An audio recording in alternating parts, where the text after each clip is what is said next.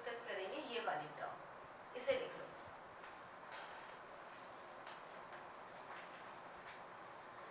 The pattern of development, the pattern of development that the successive 5-year plans, that the successive 5-year plans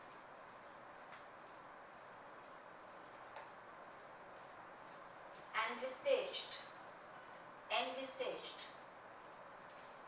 laid emphasis on the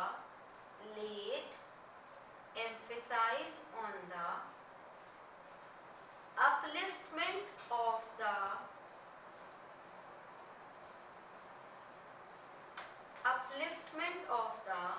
poorest of the poor, poorest of the poor, इसको underline कर लो, ये इस term को signify करता है। poorest of the poor, इसको underline कर लो, ये इस वर्ड को सिग्निफाई करता है। integrating the poor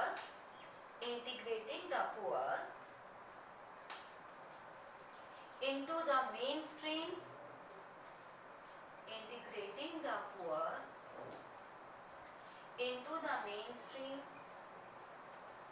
and achieving a minimum standard of living for all,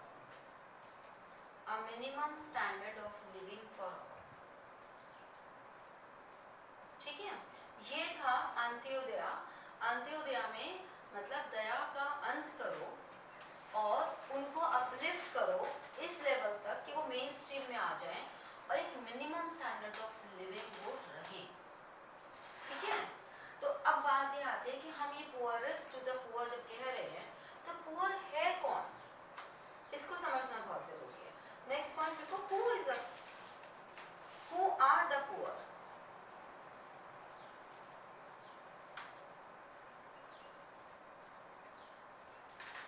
कौन है poor?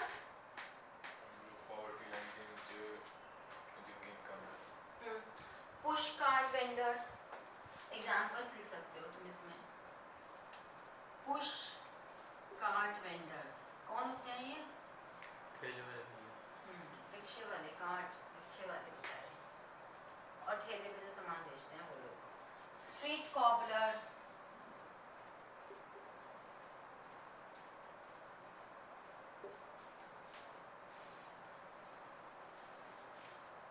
women who string flowers। ये चैप्टर सिलेबस से इसलिए हटाया गया था सीबीएसई में से क्योंकि इस चैप्टर में बहुत सारी कंट्रोवर्शियल बातें हैं, तो इसलिए इस चैप्टर को रिमूव किया गया था। लेकिन अब सीयूटी में है तो हम कर रहे हैं क्योंकि इसमें इंडिया की काफ़ी वो चीज़ें निकल कर आ रही थी जो इंडिया हमारे मतलब फेवर में नहीं थी, तो इसलिए हमने हटाया था सीबीएसई के सिलेबस से। फिर rag pickers,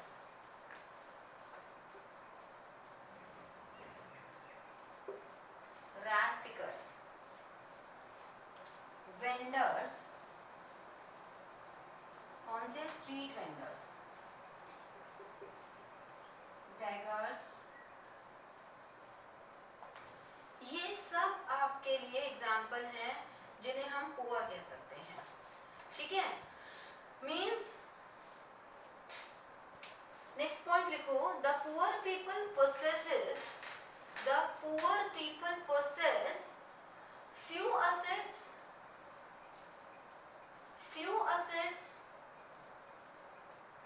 and reside in कच्चा houses,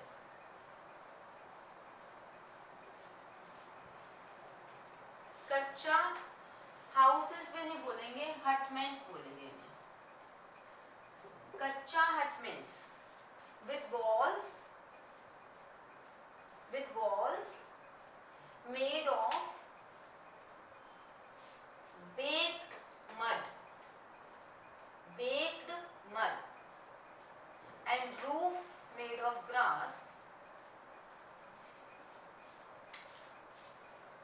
made of grass,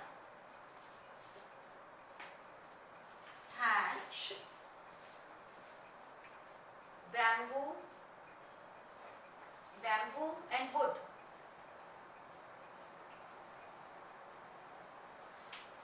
अब देखो ये जो डेफिनेशन दी है ना, तुम्हें शायद इसको पढ़ के भी समझ आ रहा होगा ये कंट्रोवर्सी में क्यों गए थे। हमारे यहाँ जो रिच पीपल हैं जो वेकेशन के लिए जाते हैं, they pay heavy amount to live in these type of things. वो ऐसे ही उनको चाहिए होते हैं, मिट्टी के घर हैं, मड हाउसेस में जाते हैं।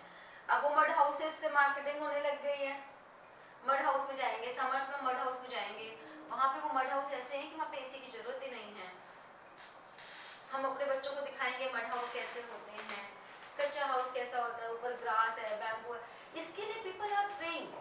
बट यहाँ पर हमने कहा दीज आर द कच्चा houses which a poor people possess.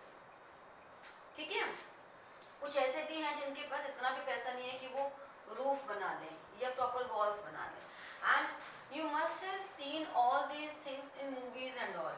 असली में तो आई डोंट थिंक कि कितने बच्चों ने देखी है, लेकिन देखा तो होगा ही मूवीज में। और ऐसा नहीं कि वो मूवीज के अंदर ही है, एक्चुअली में भी ऐसा है। अभी भी हमारा जो रूरल इंडिया है वहाँ एक्चुअली में भी अभी इसी तरह का घर और इस तरह की पॉवर्टी है। They don't have enough money to make their house in a permanent way. बारिश आती है, छत टूट जाती है, फिर बनती है दोबारा। तो ये अभी भी है, ऐसा नहीं कि ये खत्म हो गया है। कोई के पास तो इतनी लैंड भी नहीं है कि अपना कच्चा हाउस बना ले, तो वो जमीन का किराया देते हैं उस कच्चे हाउस को बनाने के लिए भी, किसी और की जमीन पे बनाए। तो सोचो, हम लोग यहाँ पर जो शहरों में रह रहे हैं वो इमेजिन ही नहीं कर पाते, क्योंकि आप लोगों के लिए, मोस्ट ऑफ द बच्चों के लिए ये एक वेकेशन हाउस है, लेकिन उनके लिए उनका ये परमानेंट हाउस है। समझ रहे हो? तो ये है। नेक्स्ट पॉइंट लिखो, many of poor people, many of poor people even do not have 2 meals a day. 2 meals a day. And this is true. मतलब मैं ऐसे बच्चों से मिली हूँ जहाँ पर एक्चुअली वो बच्चे बहुत इंटेलिजेंट हैं, रैंक होल्डर्स हैं अपने स्कूल लाइफ के, बट वो आगे क्यों नहीं पढ़ पाए? क्योंकि उनके पास खाने के ही पैसे नहीं थे, पढ़ाई तो वो क्या करते। तो जब मैं उनसे मिली और मैंने उनसे पूछा, मैंने कहा कि अच्छा बेटा ये बताओ, अगर पढ़ने का मौका मिले तो? मैम हम पढ़ेंगे। तो मैं जो वो वाला जो मैंने बताया ना अरुणिमा वाला कॉन्सेप्ट, वो वही है कि उसमें मैं उन बच्चों की पूरी फी फंडिंग, पूरी रिसोर्स अवेलेबल करा रही हूँ जो कि अपना खाना भी अफोर्ड नहीं कर पा रहे, वो पढ़ाई कैसे करेंगे। तो मैंने उनसे कहा कि मैं तुम्हें इस चीज के पैसे दूंगी कि तुम पढ़ो, खाना तुम्हें अपने आप करना है, क्योंकि तुम पढ़ लोगे और कुछ बन जाओगे तो तुम खाना तो 10 लोगों को और खिला दोगे। So this is very easy कि हम खाना बांट देते हैं जाके, बड़ा हमें लगता है भंडारा लगाते हैं, एक टाइम का खाना खिला दिया। इससे मतलब मैं पर्सनली अगेंस्ट नहीं हूँ भंडारे के, लेकिन मैं उस भंडारे के खाने में जो वेस्टेज होती है, जो गंदगी फैलती है, उसके अगेंस्ट हूँ। खाना खा के देखते हो जहाँ भंडारा रखते हैं वहाँ आसपास कितनी गंदगी हो जाती है और कितना खाना पैरों में गिर रहा होता है, क्योंकि ज़्यादा लोग ले लेते हैं, संभलता नहीं है, गिर जाता है, उसके अगेंस्ट है। तो हम ये भी तो कर सकते हैं कि उसके बजाय अगर हम वो करना चाहते हैं तो इतना सफाई क्लीनलीनेस रखें कि हमारी जो पब्लिक प्रॉपर्टी है वो ख़राब नहीं हो, और अगर हम ये नहीं कर सकते तो उतने पैसे से किसी एक बच्चे की एजुकेशन फाइनेंस कर दो। एक बच्चे को पढ़ाना मतलब आगे आने वाली 7 जनरेशंस, एटलीस्ट 7 जनरेशंस, और कह नहीं सकते उसके भी आगे। तो एक को पढ़ाना मतलब आपने कई हजारों लोगों का बेनिफिट कर दिया, क्योंकि जब वो एक पढ़ता है तो उससे बहुत सारे लोगों को बेनिफिट मिलता है। ठीक है, तो next point, starvation and hunger are the key features of the poorest households. Key features of the poorest households.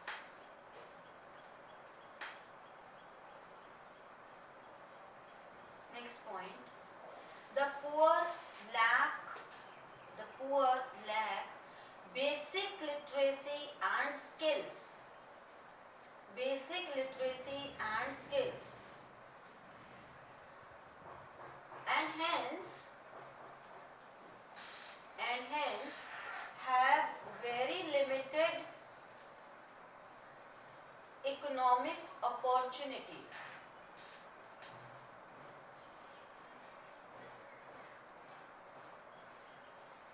ठीक है, तुम लोगों ने सीयूटी का फॉर्म भरा है, कितनी फीस लगी है? 1800 रुपये लगी है। एक गवर्नमेंट स्कूल के बच्चे की पूरे साल की फीस भी इतनी नहीं होती। वो सीयूटी का फॉर्म क्या भरेगा? ओबीसी वगैरह की कम थी। कितनी कम थी? 1200, 1000, 900। फ्री भी है। अगर जो गवर्नमेंट स्कूल में बच्चा पढ़ रहा है, क्या वो सभी ओबीसी हैं? क्या वो सभी एससी हैं? क्या वो सभी एसटी हैं? नहीं। There are so many of students जो कि जनरल कैटेगरी के हैं, उनके लिए तो कोई रिलैक्सेशन ही नहीं है। यानी कि अब ये बात हो गई कि दिल्ली यूनिवर्सिटी या कोई भी ऐसी यूनिवर्सिटी जो सीयूटी को ऑप्ट कर रही है, वो गरीब बच्चों को लेगी ही नहीं। हमारा स्टैंडर्ड ही नहीं है। मैं कितने बच्चों की फीस फाइनेंस कर दूंगी? मेरे जैसे कितने लोग होंगे जो कितने बच्चों की फीस फाइनेंस कर देंगे? एक की, दो की? हजारों बच्चे हैं जो सीयूटी का फॉर्म सिर्फ इसलिए नहीं भर पाए, एंड वो टैलेंटेड हैं, वो कैपेबल हैं, उनको बिना कोचिंग के, बिना गाइडेंस के, वो सेल्फ सफिशिएंट है, सेल्फ स्टडी करके वो क्रैक कर सकते हैं बहुत अच्छे परसेंटाइल से। तो देखा जाए तो तुम लोगों को कंपटीशन तो वैसे ही बहुत कम हो गया। इतनी ज्यादा फीस, 1800 रुपए। लास्ट ईयर जो मेरी गाड़ी साफ करते हैं भैया, उनकी बेटी को फॉर्म भरना था। वो कहीं ओबीसी एससी में नहीं आते हैं, जनरल कैटेगरी का इंसान है। और जब फीस सुनी तो कहते अरे भाभी मैं कैसे इसको भरूं? मैंने कहा तुम भरो। यहाँ पे और 2-3 बच्चे बैठ के अपना फॉर्म भर रहे थे। उन बच्चों ने मिलके बोल दिया हम इसकी फीस भर देंगे। अपनी पॉकेट, सोचो पॉकेट मनी से वो उस बच्चे की फीस भर गए। चलो उसको तो भाग्य अच्छा था कि वो भर गए, तो उसका एक अच्छे कॉलेज में एडमिशन भी हो गया, and she is doing good.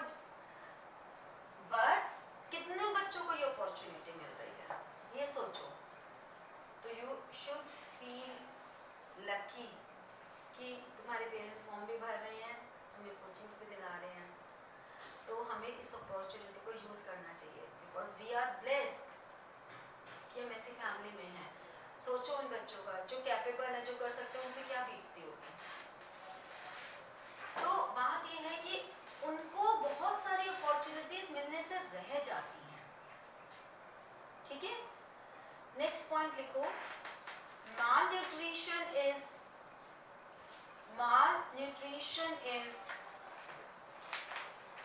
मैं तो इस चैप्टर को पढ़ाने में बहुत ज्यादा इमोशनल हो जाती हूँ। कंटेंट वाली बातें छोड़ के पता नहीं कहाँ चली जाती हूँ, बहुत ज्यादा इमोशनल चैप्टर है। Malnutrition is alarmingly high. Malnutrition is alarmingly high among the poor.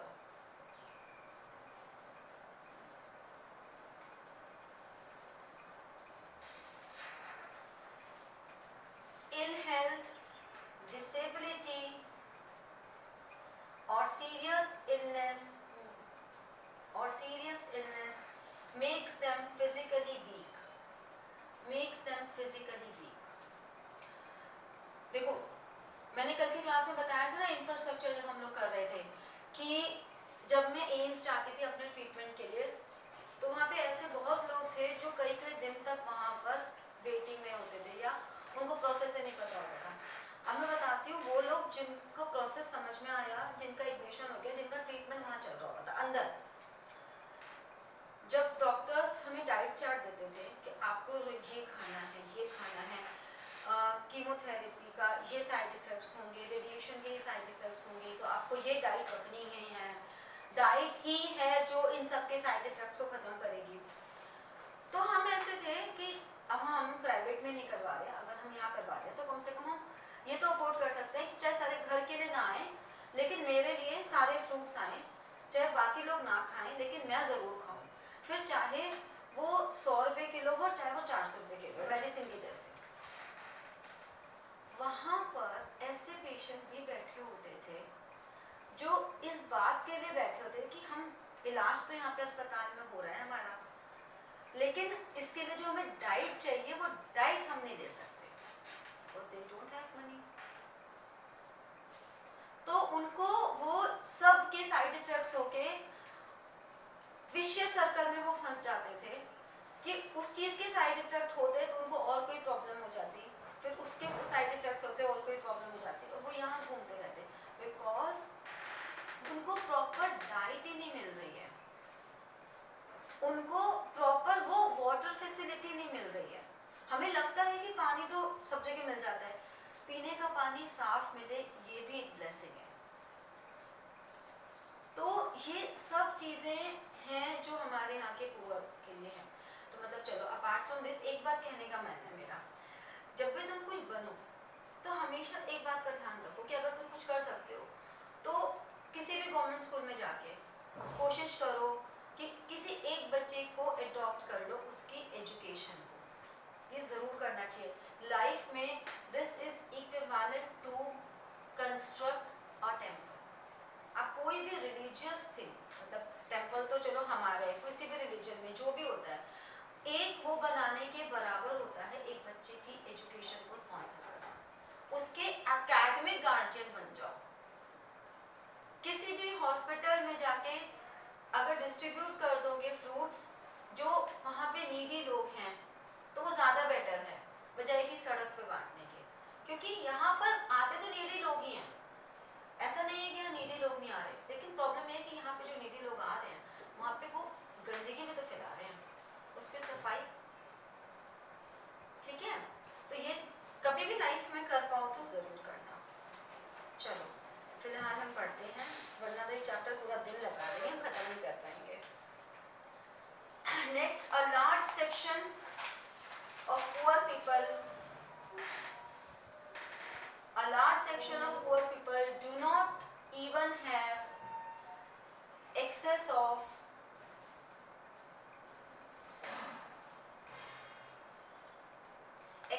to safe drinking water।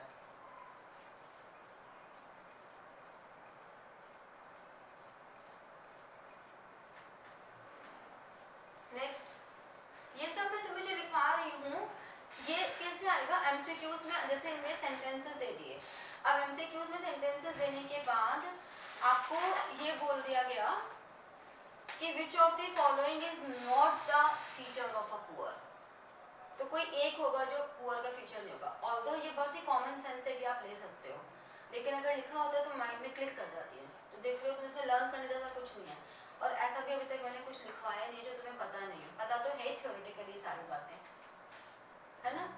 ऐसा कोई है ऐसा जिसमें तुम्हें लगे कि है तो नई चीज़ पता लगी है, नहीं है ना कुछ भी ऐसा। नेक्स्ट लिखो, the poor people are not able to, the poor people are not able to negotiate their legal wages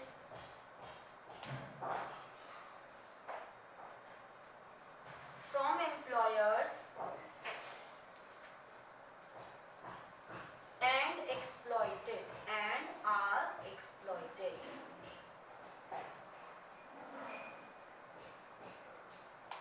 Next point, most poor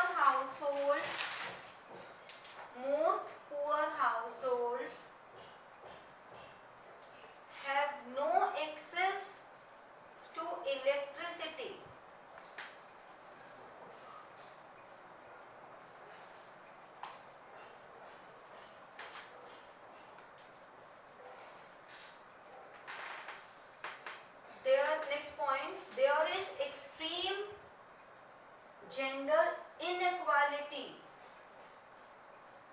There is extreme gender inequality in poor.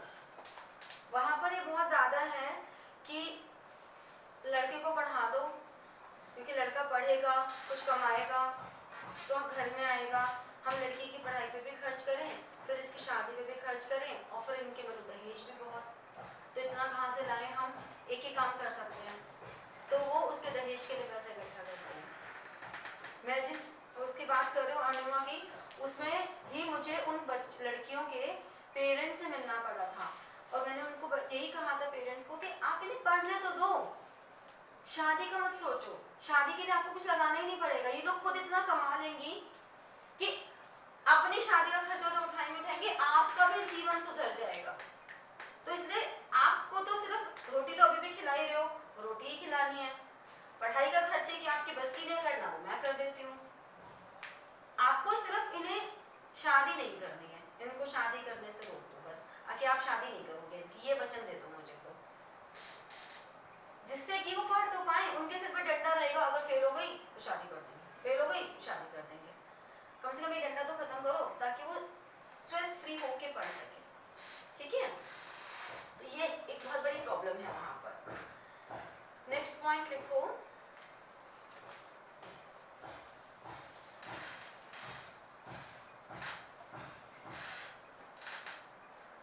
In pre independent India, in pre independent India, दादा भाई नारोजी, दादा भाई नारोजी, दादा भाई Naoroji was the first to discuss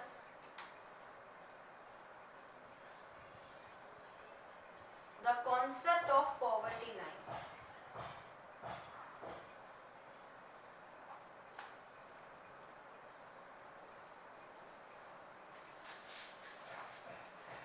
Next point, he used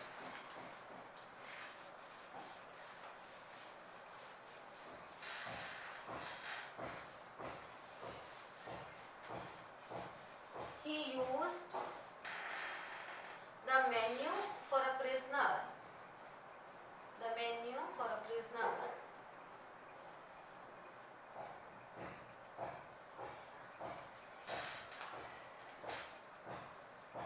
and used appropriate prevailing prices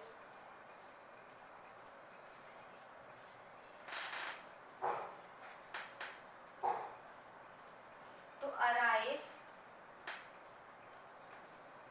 what may be called jail cost of living.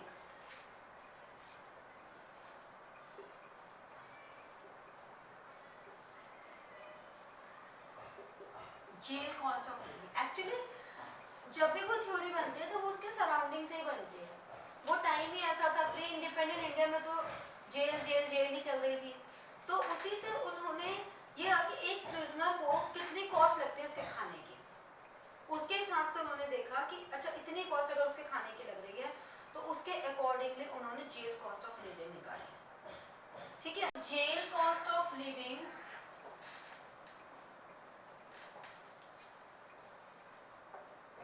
Calculate कैसे हो रही है? उन्होंने कहा कि जो टोटल पॉपुलेशन है किसी भी इकोनॉमी में, उसको दो पार्ट्स में डिवाइड कर दो, अडल्ट्स और चिल्ड्रन। ये अज्यूम किया कि 2/3 of people are adults and 1/3 of people are children, ठीक है? तो ये तो फुल डाइट ले ही रहे हैं, जो एडल्ट्स है वो फुल डाइट लेंगे, जो चिल्ड्रन है उनको हमने फिर हाफ ऑफ पार्ट में डिवाइड कर दिया, 1/2 ऑफ 1/3, 1/2 ऑफ 1/3, यानी कि 1/6, 1/6। तो उन्होंने कहा कि ये जो हाफ है ना, ये हाफ बिल्कुल कुछ भी डाइट नहीं ले रहा, इनकी डाइट निल है, और जो ये हाफ है ये ले रहा है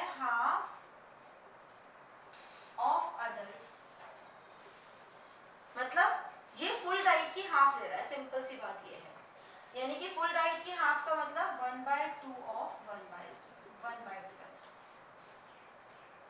ठीक है, तो टोटल जेल कॉस्ट कितनी हो गई? Jail cost of living 2/3 and 1/12, क्योंकि ये तो निल है, इसको तो हम कुछ करेंगे ही नहीं। ठीक है, तो इसको जब हमने सिंप्लीफाई किया 8 + 1 9/12 3/4, यानी कि if any person is having 3/4 of full diet even, then that means that person is above the poverty line। और अगर किसी को 3/4 डाइट भी नहीं मिल रही तो वो बिलो द पॉवर्टी लाइन है। ठीक है, ये सबसे पहले दादा भाई नेहरू ने दे दिया। इसके बाद पोस्ट इंडिपेंडेंट इंडिया में और बहुत सारे मेजर्स आए, जैसे कि next you can write down कि 1962 में 1962 में you can write down in 1962 other measures हैं ये। पोस्ट हेडिंग दे सकते हो, post independent India measures, measures in post independent India.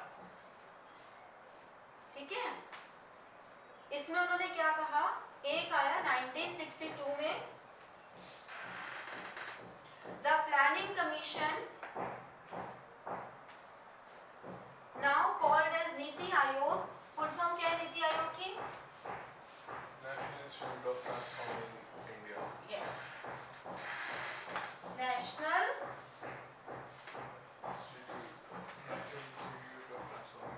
National institute of transforming India, पहले प्लानिंग कमीशन था। तो in 1962 the planning commission now called NITI Aayog formed a study group. उन्होंने एक study group बनाया जिसने ये स्टडी करना था कि हमारी पॉवर्टी लाइन कैसे डिसाइड होगी। आपको सिर्फ इतना डेटा ही याद करने की जरूरत है। फिर इन 1979 in 1979 the task force on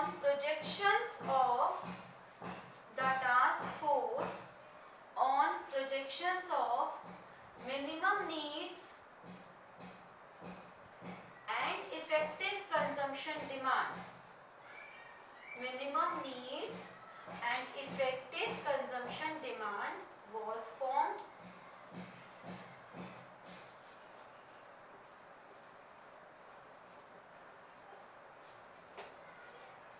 in 1989 and 2005।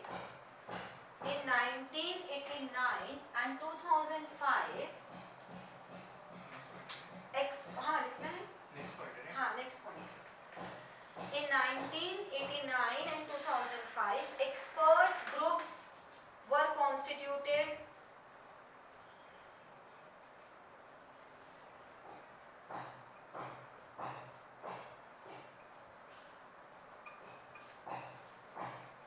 for the same purpose।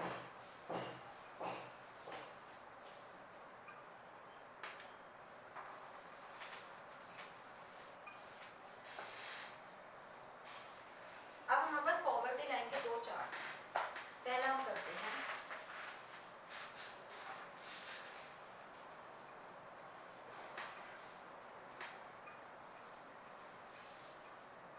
तो हमारे पास ये दो अलग अलग ग्राफ्स एनसीईआरटी में दिए हुए हैं जिसमें हमें ये बताया है कि पुअर की कैटेगरीज क्या क्या होती हैं।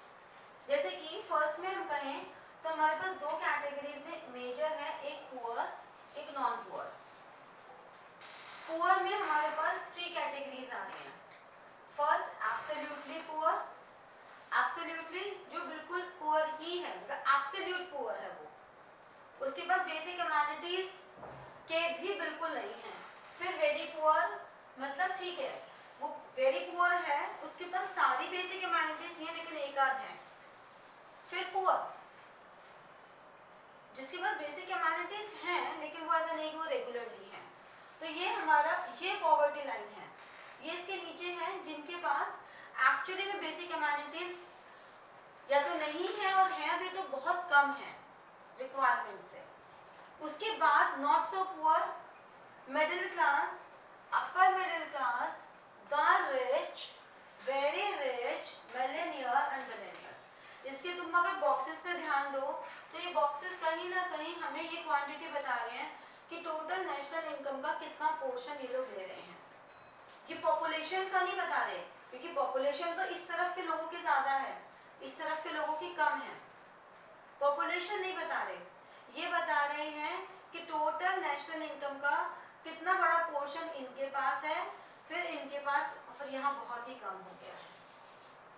ठीक है, फिर एक और हमारे को एक और ग्राफ मिला जिसमें हमने 3 कैटेगरीज को कंसंट्रेट किया। हमने अभी नेशनल इनकम के बेसिस बोला, तो फिर जो एब्सोल्युटली पुअर है वो नेशनल इनकम इतना कैसे कर रहे हैं आपके क्योंकि हाँ तो बहुत सारा तो है ही ना, ये मतलब ये इतने सारे क्वांटिटी बहुत ज़्यादा है ना, नंबर ऑफ पीपल बहुत ज़्यादा है, इसलिए यहाँ पर नंबर ऑफ पीपल बहुत ज़्यादा है, ये वाले नंबर ऑफ पीपल बहुत कम है। ये देखो ये सबसे कम है, ये 3 कैटेगरी सबसे कम है। नॉर्मली लोग या तो मिडिल क्लास हैं, ठीक है ना, ये कैटेगरी सबसे कम आती है हमारे लिए। तो बात ये है कि नेक्स्ट अगर हम कैटेगरी की बात करें तो chronic poor, transient poor and non poor. ठीक है, chronic poor, transient and non poor. Non poor तो जो कभी पुअर है ही, नेवर पुअर है, मतलब अगर ये हमारी पॉवर्टी लाइन जा रही है तो ये पॉवर्टी लाइन के बिल्कुल ऊपर है। लेकिन यहाँ पे अगर हम देखें तो यहाँ पे क्रॉनिक पुअर में दो जो आते हैं, ऑलवेज पुअर जो हमेशा ही बिलो पॉवर्टी लाइन है, यूजुअली जिनकी कभी कभी कोई तक लग जाती है, मान लो कभी कुछ उनको अच्छा काम मिल गया, जैसे कि जो रोड साइड पे लोग हैं, किसी दिन उसकी सेल अच्छी निकल गई, या किसी दिन उसका एक किसी लेबर को एक दिन ज़्यादा कुछ काम मिल गया, तो वो यूजुअली पुअर है, कभी कभी वो ऊपर चले जाते हैं फॉर अ टाइम। फिर जब हम ट्रांजिएंट पुअर में कहते हैं तो इनका ये ग्राफ ऊपर नीचे चलता रहता है। नॉर्मली हम लोग क्या जो मेड्स काम करते हैं वो इस कैटेगरी में आते हैं, कभी उनको बहुत अच्छा मिल जाता है, कभी कम हो जाता है, वो हमेशा पॉवर्टी लाइन के नीचे नहीं है। ठीक है, यहाँ पे जो सब्जी वाले, फ्रूट्स वाले वेंडर्स हमारे जो रोड साइड पे बैठते हैं वो सब भी इसी में आते हैं कि कभी कभी तो उनका सेल बहुत अच्छी चली जाती है फेस्टिवल वगैरह पे, कभी कभी कुछ भी नहीं जाती है, तो उन सब चीज़ें मैटर कर जाती हैं। फिर ओकेजनली पुअर जो ऑलमोस्ट अबव द लाइन ही रहते हैं, कभी कभी ऐसा होता है कि वो बिलो द पॉवर्टी लाइन आ जाते हैं। ये वो लोग हैं जैसे कि जो लेबर है उनकी ऑलमोस्ट फिक्स जॉब ही, लेकिन अब वो किसी फैक्ट्री में लेबर का काम कर रहे हैं, उनको रेगुलर वेजेस मिल रहे हैं, लेकिन बाई चांस किसी वजह से स्ट्राइक हो गई, लॉकडाउन हो गया, उनको वेजेस नहीं मिले 1 महीने से, तो उनका रोज गुजर बसर वाली चीज़ चल रही है। लेकिन अगर उनको महीना भर वेतन नहीं मिलेगा, उनका वेजेस नहीं मिलेंगे, तो एकदम से पॉवर्टी लाइन के नीचे आ जाएंगे। उनको रेगुलर मिलता रहे, वो इतना कमा रहे हैं कि वो अपना खाना पीना बेसिक इमेजेस सब पूरी कर पा रहे हैं ऊपर ऊपर। ठीक है ना, फॉर सम एबनॉर्मल रीजन वो लोग जैसे ही कुछ एबनॉर्मल होगा वो एकदम से नीचे आ जाएंगे, मतलब वो है इस तरह के ट्रांजिएंट। ये वो लोग हैं जिनके अप डाउन तो चल रहे हैं, लेकिन इतने अप डाउन कभी नहीं होंगे कि वो पॉवर्टी लाइन के नीचे, उनके पास एक बफर बहुत है, ये बफर इतना है कि वो कभी पॉवर्टी लाइन के नीचे नहीं आएंगे। ठीक है, तो इस तरह से हम कैटेगराइज करते हैं पॉवर्टी लाइन को। ओकेजनली पुअर का मतलब है बेटा कि वो गलती से कभी कभी पॉवर्टी लाइन के नीचे रहते हैं, जनरली वो ऊपर ही रहते हैं। जैसे मैंने कहा ना एक फैक्ट्री के लेबर है, वो नॉर्मली उसको सही मिल रहा है तो वो ऊपर ही है, लेकिन किसी 1 महीने अगर नहीं मिला तो नीचे आ जाएगी। ठीक है, अब इसके अलावा हमारे बहुत सारे और भी तरीके थे जिनसे पॉवर्टी लाइन डिटरमिन हुई थी, बहुत सारे ऑल्टरनेटिव मेथड्स भी थे, जिनमें से कुछ नाम इम्पॉर्टेंट है जो वो लिख लो। लिखो, the alternative methods for determining poverty line are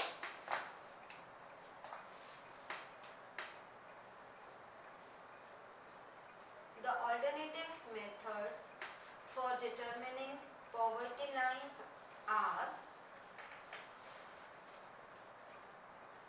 SAIN index, SAIN, SAIN index developed by Amrita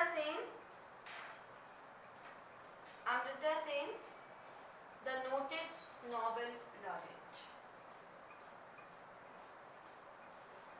और कौन सी है? Amrita Sen, the noted Nobel, उनको नोबेल प्राइज मिला था ना. नेक्स्ट है पॉवर्टी गैप इंडेक्स,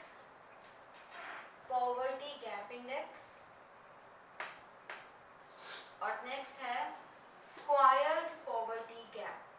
स्क्वायर होता है ना,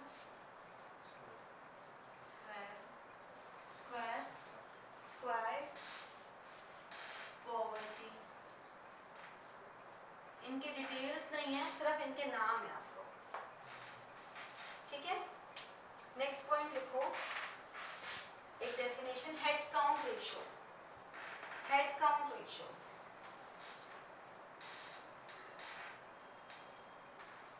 It shows the number of poor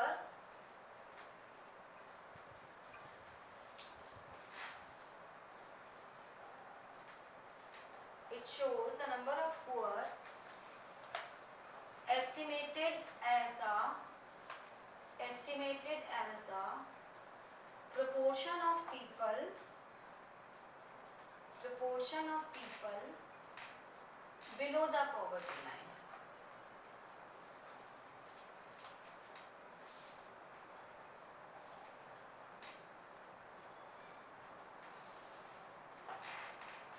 ठीक है.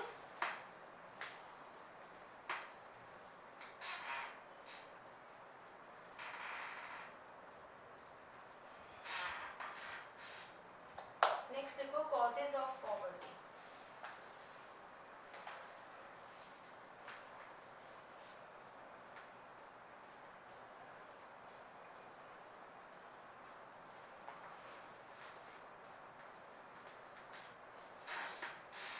First,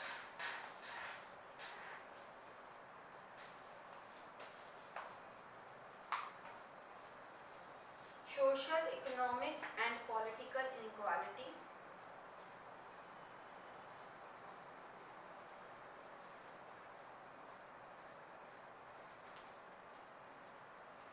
Social, economic and political inequality. Next, social exclusion.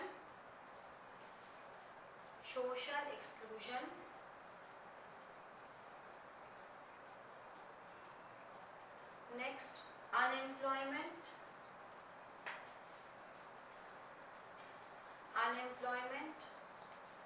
Next, indebtedness, कर्जा. Next, unequal distribution of wealth.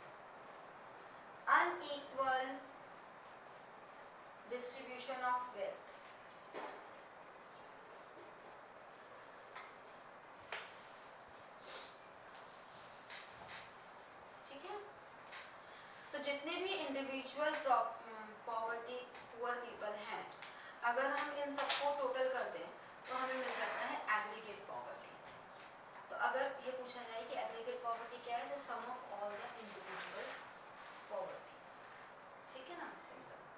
Next point लिखो, impact of poverty on economy.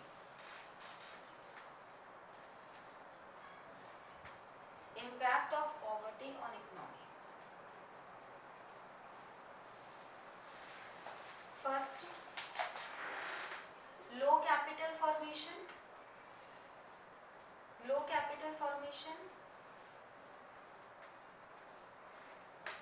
Next, lack of infrastructure. First, low capital formation. Second, lack of infrastructure. Next, lack of demand.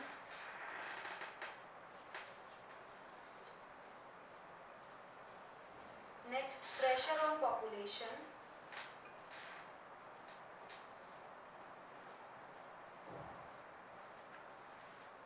Next, lack of social welfare nets,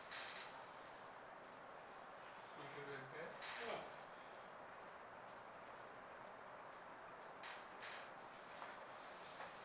ठीक है।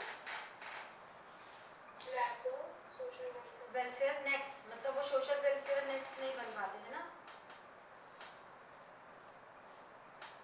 Net ज़्यादा ही हम्म, ज़्यादा नहीं बन पा रहा ना, नेट नहीं बन पा रहा उनका, सोशल वेलफेयर नहीं बन पा रहे, ठीक है।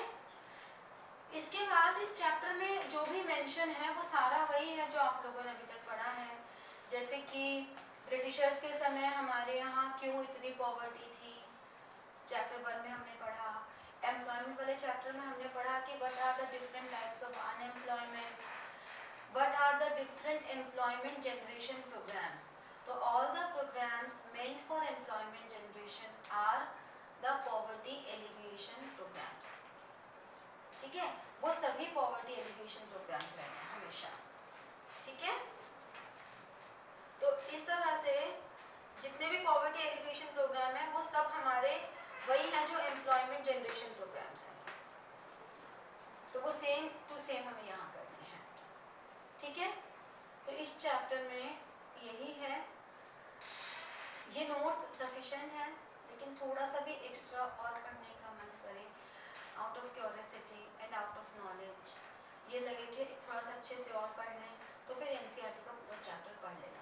सीयूईटी के लिए the most important study is only NCERT, don't go for any head book, NCERT is must, because NCERT is the most authentic book. कोई भी जो एग्ज़ाम होता है एंट्रेंस एग्ज़ाम, उसमें ना चैलेंजेस आ सकते हैं, मतलब कोई भी कैंडिडेट चैलेंज कर सकता है, तो हम किसी भी ऑथर की बुक को चैलेंज वाले उसमें नहीं लेकर आ सकते। एनसीईआरटी क्योंकि गवर्नमेंट इंस्टीट्यूशन है एक, तो उनकी ही बुक्स को वैलिड माना जाता है जो उसमें लिखा है। तो ये मत सोचो कि इसमें तो ये लिखा है लेकिन गूगल पे तो ये है, कुछ भी वैलिड नहीं है, एनसीईआरटी ही वैलिड है, एनसीईआरटी ही पढ़नी है। And this is for all the subjects, मैं सिर्फ ये इसी के लिए नहीं कह रही हूँ इंडियन इकोनॉमिक्स के लिए, मैं बाकी हर सब्जेक्ट के लिए भी यही कह रही हूँ कि एनसीईआरटी इज मस्ट, कुछ और करने की ज़रूरत नहीं है, एनसीईआरटी से सब कुछ अच्छे से पढ़ लो, एज इट इज़ वहीं से क्वेश्चन आते हैं, ठीक है। प्रॉब्लम वहाँ आती है जब हम 10 किताबें पढ़ने लग जाते हैं, तो प्रिपरेशन में एक फीलिंग भी नहीं आती अकम्पलिशमेंट वाली, क्योंकि हमें ये लगता है कि अरे हमने तो किया ही नहीं, क्यों कैसे लगेगा, हमने इतना सारा मटेरियल इकट्ठा कर लिया। तो आपको अकम्पलिशमेंट की फीलिंग भी आएगी अगर आपने एनसीईआरटी पे फोकस किया है तो, और सेंस ऑफ अकम्पलिशमेंट बहुत ज़रूरी है हाई मोटिवेशन के लिए, ठीक है। तो हमारा इकोनॉमिक्स का जो रिलेटेड सिलेबस था सीबीएसई में और सीयूटी में आ रहा है